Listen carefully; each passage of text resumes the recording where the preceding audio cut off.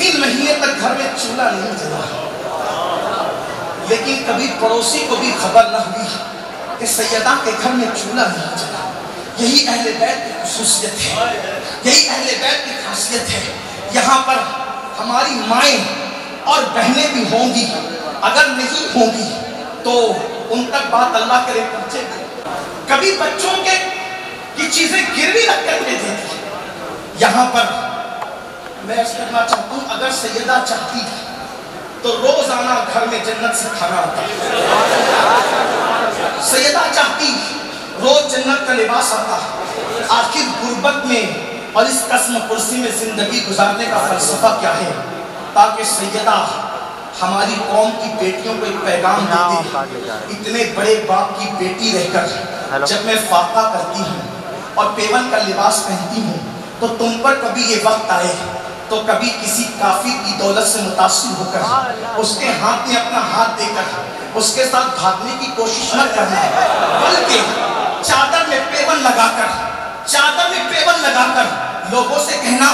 وہ اور جگہ ہوگی جہاں چادروں میں پیون عیب ہے۔ ہمارے مذہب و مسلک میں پیون والی چادر سیدہ فاطمہ کی سنت ہے۔ فاطمہ نے پیون والی چادر پہن کر ہماری بیٹیوں کی غربت پر اپنی سنت کی چادر ڈال دی ہے، اپنی سنت کا پردہ ڈال دیا ہے تاکہ کوئی مذاق نہ اڑائے۔ آؤ میری بہنیں اور بیٹیاں اگر سن رہی ہیں یا آپ بھی سن رہے ہیں تو میں آپ سے گزارش کرتا ہوں، حالات بگڑتے جا رہے ہیں۔ کل کی ہماری بیٹی کی شان یہ تھی، اگر اس کو کوئی نوجوان دیکھ کر چمکار دیتا تو وہ لڑکی رات پر سو نہیں پاتی تھی۔ آخر کسی نے مجھے دیکھ کے چمکار کیسے دیا؟ لیکن سیریلوں کی لعنت، پکچروں کی لعنت، ماں باپ کی لاپرواہی، بھائی کی لاپرواہی آج ہماری بیٹیوں کو اس راستے پر ڈال چکا ہے کہ روزانہ اخبار کی سرخیوں میں کہیں آتا ہے کہ کسی مسلم بیٹی نے کسی مشرک کا ہاتھ پکڑ لیا ہے، کسی کی دولت کے نشے میں آ کر کے معاذ اللہ وہ اسلام سے کوسوں دور چلی گئی ہے۔ آؤ میں تمہیں پیغام دیتا ہوں، صرف اپنا داڑھی رکھ لینا کافی نہیں، اپنا کرتا پاجامہ پہن لینا کافی نہیں، اپنا نمازی بن جانا کافی نہیں، اپنے پورے گھر میں سنتوں کا ماحول قائم کرنا ہوگا، شریعت کا ماحول قائم کرنا ہوگا۔ اللہ جانتے ہیں آپ، میرے آقا قیبدہ نبی مصطفیٰ جان رحمت صلی اللہ علیہ وسلم نے فرمایا، جس گھر کی عورتیں بے پردہ بازاروں میں گھومتی ہوں اور اس گھر کے مرد طاقت ہونے کے باوجود اس کو منع نہیں کرتے، اس کو روکتے نہیں، وہ مرد دیوس ہے، دیوس۔ اللہ نہ ان کی نمازیں قبول کرتا ہے، نہ ان کی دعائیں قبول کرتا ہے۔ میں پوچھنا چاہتا ہوں، آج مسلمان کہتے ہیں مولانا اللہ ہماری دعا قبول کیوں نہیں کرتا؟ کہیں تیری بیٹی کوچنگ کے نام پر دوپٹے کو مفلر بنا کر کھلے سر تو نہیں جاتی؟ کہیں تیری بیٹی کالجز کے اندر بے پردہ مردوں کو چہرہ دکھاتی تو نہیں پھرتی؟ یاد رکھنا، اسلام تعلیم کا مخالف نہیں ہے، اسلام تعلیم کی مخالفت نہیں کرتا۔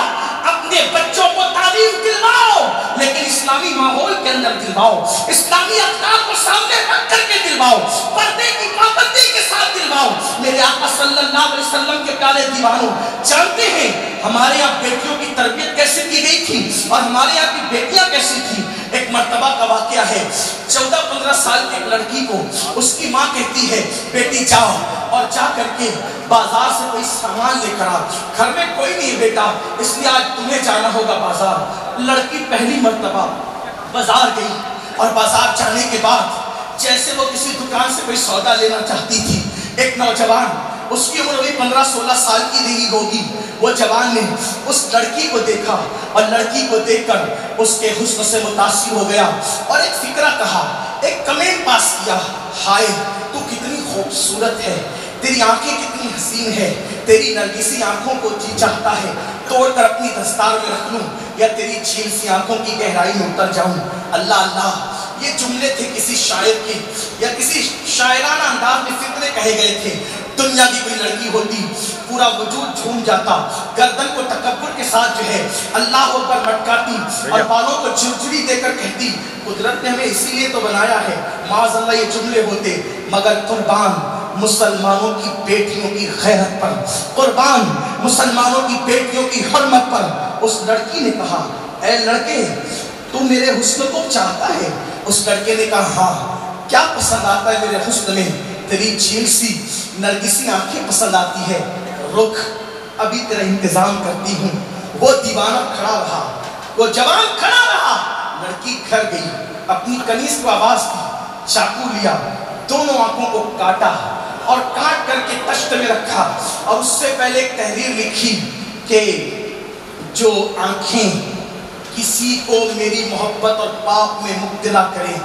ان آنکھوں کو میں اپنی ماتھے کے اندر رکھنا نہیں چاہتی، اس لیے کہ مجھے اندھی بن کر رہنا تو گوارا ہے، لیکن مجھے پاپی بن کر کے رہنا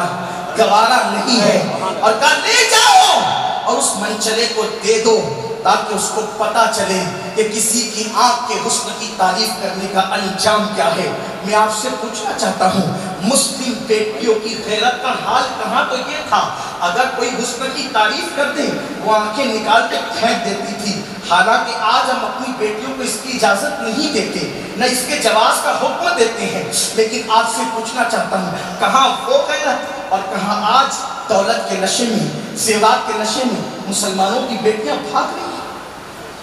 اور مسلمانوں کو کوئی فکر ہی نہیں ہے۔ ہم نے اپنی بیٹیوں کو انگریزی تعلیم تو دلوائی کہ ہم نے اپنی بیٹیوں کو سیدہ فاطمہ الزہرا کا کردار بھی بتایا۔ آؤ سیدہ کائنات کی زندگی کا وہ گوشہ دیکھو، سیدہ کائنات کی وہ زندگی کا حال دیکھو، سیدہ نے کس انداز سے زندگی گزاری۔ ایک مرتبہ دوپٹہ اتنا پھٹ گیا کہ اوڑھنے کے قابل نہ رہا۔ مورخین نے لکھا ہے، کہاں تک انصاف کیا مجھے نہیں پتا، لیکن مورخین نے ضرور لکھا ہے کہ سیدہ کی چادر میں ایک ایک وقت میں 17 پیون لگے ہوتے ہیں، ایک ایک وقت میں 17 پیون، اور ایک بار چادر اتنی پھٹی کہ پہننے کے قابل نہ رہی۔ مولا کائنات نے کہا فاطمہ اتنے بڑے باپ کی بیٹی، واللہ کائنات میں جتنا مالدار باپ سیدہ فاطمہ الزہرا کو نصیب ہوا ہے، اتنا مالدار باپ کسی کو نصیب نہیں، کسی کو نصیب نہیں ہوا ہے، اس لیے کہ کسی کا باپ کمپنی کا مالک، کسی کا باپ سلطنتوں کا مالک، کسی کا باپ حکومتوں کا مالک۔ سیدہ فاطمہ الزہرا کے بابا کی شان کا عالم یہ ہے، آسمان خان، زمین خان، زمانہ مہمان، صاحب خانہ، لقب کس کا ہے صرف تیرا تیرا، صاحب خانہ لقب کس کا ہے تیرا تیرا، خالق کل نے آپ کو مالک کل بنا دیا، دونوں جہاں آپ کے قبضہ و اختیار۔ جس کے وزیر زمین پر ابو بکر صدیق اور فاروق اعظم ہو، اور جس کے وزیر آسمانوں پر جبریل و میکائیل ہو، وزیر ایسے لاسانی ہے تو بادشاہ کیسا لاسانی ہو۔ اتنے بڑے باپ کی بیٹی ہے، مولا کائنات کہتے ہیں فاطمہ تمہاری چادر اتنی پھٹ گئی، اوڑھنے کے قابل نہ رہی، جاؤ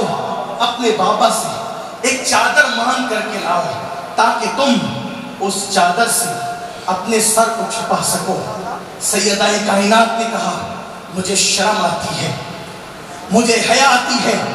کہ میں اپنے بابا سے جا کر چادر کا سوال کروں۔ مولا علی سے کہا علی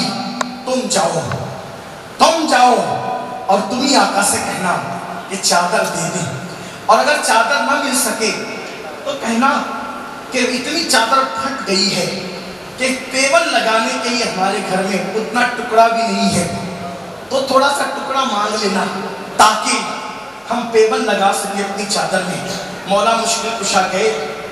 جس نبی نے کبھی کسی کو نہ نہیں کہا، نہیں سنتا ہی نہیں، مانگنے والا تیرا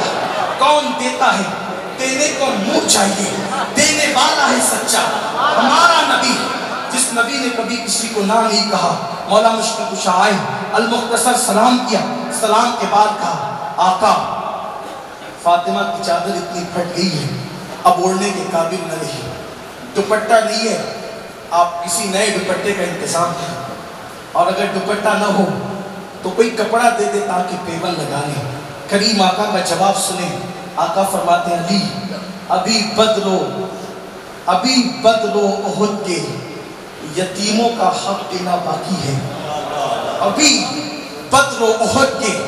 یتیموں کا حق دینا باقی ہے۔ فاطمہ کو میں کوئی دوپٹہ اور چادر کیسے دے دوں؟ البتہ سنو، اس وقت میری ذاتی ظاہری ملکیت میں یہ اونٹ کا چمڑا ہے، کپڑا میرے پاس نہیں ہے، اس لیے فاطمہ سے کہنا کہ اسی اونٹ کے چمڑے کا پیون لگا دے، اور پیون لگا کر اپنے سر کو چھپائے۔ مولائے کائنات نے اونٹ کا چمڑا لیا اور اونٹ کا چمڑا لے کر مولائے کائنات آئے اور کہا فاطمہ آپ کے بابا جان نے کہا ہے کہ اس وقت ان کی ظاہری ذاتی ملکیت میں کوئی کپڑا کوئی دوپٹہ اس وقت نہیں ہے، اور کہا کہ بدر و احد کے یتیموں کا حق دینا باقی ہے، تمہیں کیا دیا جا سکتا ہے، اس لیے اسی اونٹ کے چمڑے کا پیون لگا لو اور اسی سے پردہ کرو۔ سیدہ نے اس اونٹ کا چمڑا لیا اور اپنے دوپٹے میں پیون لگایا۔ آج میں پورے چیلنج سے کہتا ہوں جو لوگ روڈ پہ بھیک مانگتے ہیں ان کی بیٹیوں کے دوپٹوں میں بھی چمڑے کا پیون نہیں ملے گا، لیکن جس فاطمہ الزہرا کو بابا کی بیٹیوں کی آبرو کا خیال تھا، صرف ان کی غربت کا خیال کرتے ہوئے سیدہ نے اپنی چادر میں اونٹ کے چمڑے کا پیون لگایا، اور جب دوپٹہ اپنے سر پہ ڈالا آقا تشریف لائے، حضور اکرم تشریف لائے، اور تشریف لانے کے بعد دیکھا بیٹی کے سر پہ چادر تو ہے لیکن کئی پیونوں میں ایک پیون اونٹ کے چمڑے کا ہے۔ آقا کریم نے دیکھا باپ بیٹی سے بہت پیار کرتا ہے اور بیٹی بھی اپنے باپ سے بہت پیار کرتی ہے، باپ اور بیٹی کی محبت مثالی ہوتی ہے، لیکن جس نبی نے دوسروں کی بیٹیوں کو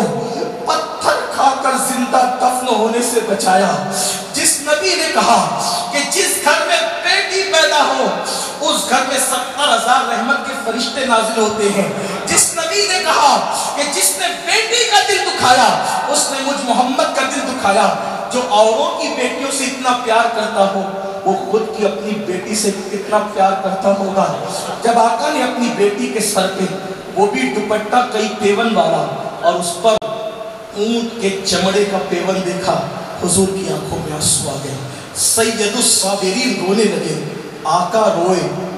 سیدہ بھی رو پڑی، سیدہ روئی، مولائے کائنات اور حسنین بھی رو پڑے۔ پھر میرے آقا نے جب روتے ہوئے دیکھا تو یہ تسلی دی، فرمایا فاطمہ کیا تم اس بات پہ خوش نہیں ہو کہ کیسر و کسریٰ کے تاجداروں کے لیے، کیسر و کسریٰ کے تاجداروں کے لیے دنیا کی نعمتیں ہیں اور محمد اور آل محمد کے لیے جنت کی نعمتیں ہیں؟ کیا تم اس بات پر خوش نہیں ہو؟ اللہ اللہ، کیا تم اس بات پہ راضی نہیں ہو فاطمہ کہ جب قیامت کا دن ہوگا تو اللہ کا منادی تمہاری عزت کو ظاہر کرنے کے لیے آواز دے گا، محشر والو اپنی گردن کو جھکا لو، محمد عربی کی بیٹی فاطمہ پل صراط سے گزر رہی ہے، یہ اعلان سن کر سارے محشر والے اپنی گردن کو جھکا دیں گے اور 70,000 حوروں کے ساتھ فاطمہ الزہرا بجلی کی طرح پل صراط سے گزر جائے۔